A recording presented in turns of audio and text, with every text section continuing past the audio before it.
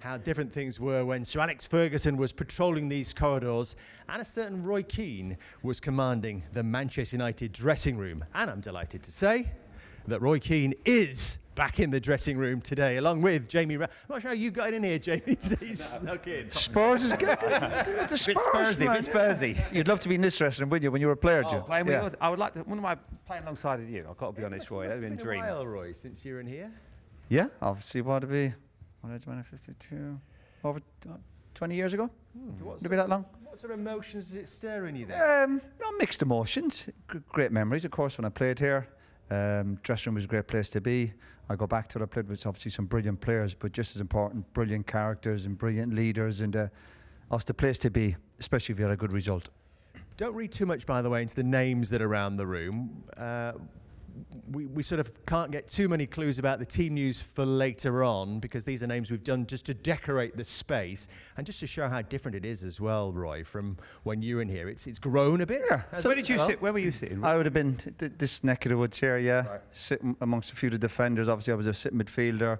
Yeah, having a bit of a chat. But dressing rooms, of course, got bigger. The squads are bigger, more staff, more modern, bigger screens. We just had one treatment table, pot of tea, a few biscuits.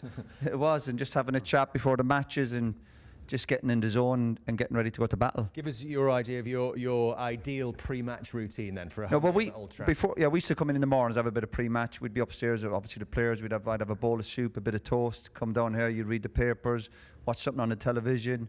Manager would have a team talk, all very kind of relaxed. You know, not what you might think before a match. People thought you would be in here, the players would be ranting and raving, nice and quiet. Nice and low key. The players would be getting in the zone. We had a lot of experienced players. The work was done during the week. We were experienced players. We knew what was at stake. We knew playing for Man United, the pressure, the demands, and the dressing room was a great place to be. The best, especially if you had a good result. That's what I'd miss most, really, sitting in the dressing room with lads you've been to battle with, and yeah, it was great. You were very vocal on the pitch.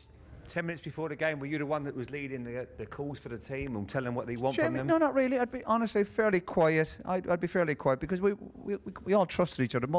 All these lads turned up week in, week out. So there was no need for me to be shouting and roaring at anybody. Every now and again, I'd say maybe once or twice a year, honestly, I would turn around and maybe say to the group of players, just remember who we are, lads. We're Man United. And it would be simple as that. But we had great players and great leaders and experienced players, so it didn't need me. I had the easiest job in the world. About the manager? Any great team talks? Or? No, yeah, he'd obviously had that in his locker, of course. He would keep the players on his toes. But he would generally, he'd have his own office around the corner there, and he would let us get on with it. He trusted the players, but of course when he spoke, then we'd all listen. But again, it wouldn't be what you're thinking, that he'd be going on too much about certain teams. I've obviously famously said it years ago about when we played Spurs, he would say, look, lads, remember it's Spurs, but this is a much stronger Spurs team now. I obviously wasn't playing in those games. No, you were injured. You were injured, Jamie, yeah. That was a relief to everyone. So you didn't see Sir Alex Ferguson in here very much. Was this very much the players' sanctuary? Yeah, and the manager's office, and again with the staff, whether it be Steve or Brian Kidd or wherever, and they would just trust the players and come in. They'd give you snippets of information, and there might be something written up, but again, we would, honestly, we'd a lot of senior players, so we knew what was at stake. We knew the job, we knew the players we were playing against. We didn't need that much instructions, great really. Players, it helps, doesn't it? You know, that's why it makes, I think, for a manager, makes his job so easy. When he looks around and you've got the likes of Roy, Paul Scholes, David Beckham, they're running the dressing room. You know, it makes your job a lot easier. And when that's right now what you're searching for. Gary, and of course, Gary would have been one of the characters that you'd want in your team because he knows what's at stake. And I think that's the thing, not just in Man United, but modern day. There's not too many characters that sort of run the dressing room, even on the pitch, that are managers on the field. If you find them, they're worth their weight in gold. But just visualise, I'd be in the tunnel before matches. I'd look over my shoulder. I'd have Peter, Dennis Irwin, Nev, whoever, Yapstam, Ronnie Johnson, Butty, Giggs. And I would look over my shoulder. I think we've got a chance today. You know, we're brilliant players. Do you think these players feel the same? Well, I hope so. Obviously, we don't know the characters and what the feel of this dressing room is, but we look around, you know, we got players here who won big trophies, won World Cups, but I don't know what the dynamics is like in the dressing room, but you just hope that when they have come to United, that they've enjoyed the pressure of playing for Man United. I know United, we've been critically United the last few years, recruitment, the stadium, facilities, but we've come here early this morning. It's still a great place to come and play football. It really is. I just hope there's enough characters and leadership to get United back to winning ways, but it's a long way back. And sometimes there is players come to United, which we've seen to the last few months, and it looks like maybe the pressure of playing for Man United has been a bit too much for them. Very upbeat programme notes today, as you'd probably expect from Erik ten Hag, the first home game of 2024. Do you think there is room for optimism for Manchester United fans? Well, you always have to have that bit of hope. But again, I always say the proof's out on the pitch. When the referee blows the whistle against the Spurs team today, who will be at it and will come after them? United have to be ready. And the players they've not been consistent enough, lost far too many matches, not scoring enough goals. And it looks like the pressure's getting to all of them. So whatever about the manager's programme notes and that positivity, I judge players what they do on the pitch.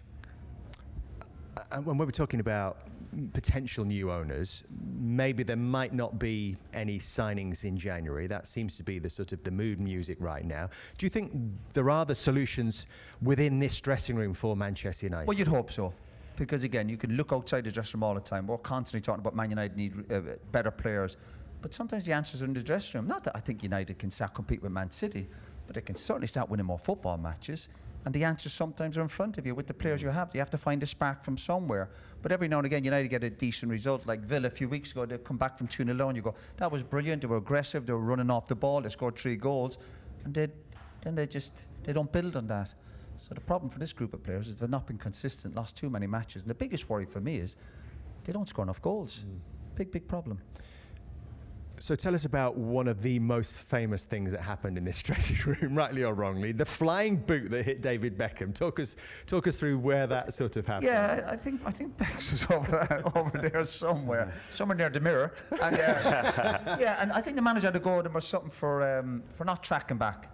And I think Beck said something back, and I think it was an accident. Was it a good strike, though? It was, listen, he struck it well, but I was so unfortunate, honestly. If it was anybody else, it would have been fine, but because it was Beck's at the time, and obviously Beck's was so high profile, and, you know, like Jamie, a good-looking guy, you know what I mean? Oh, thanks, that created one or two issues, but it was, that all happens in dressing rooms.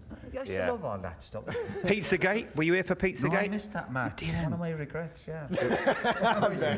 You would have liked that one, wouldn't you? I would have liked it, yeah, in the tunnel, but... Yeah, unfortunate. He wasn't just a good-looking guy. He was a very good footballer as well, He Roy. was, absolutely. You must have won here at Old Trafford. Oh, great record. Yeah, I think I won him in Soccer Aid, and I beat Micah Richards in the penalty shootout. It was hard to come here. Listen, we used to play against that midfield. You'd see David Beckham on one wing. You'd see Roy and Paul Scholes and whoever on the left-hand side, Ryan Giggs. It was like, we got it all on today. Fabulous players that used to mind the dressing room for the manager. It was incredibly difficult. You know, we had a few draws here and some great games. I remember playing against Eric, when Eric Cantona made his comeback match, which was an incredible match, 2-2. Great memories, but this place is special. Victory counts, Jamie. Every Absolutely. single Unlucky, victory Micah. counts. We need to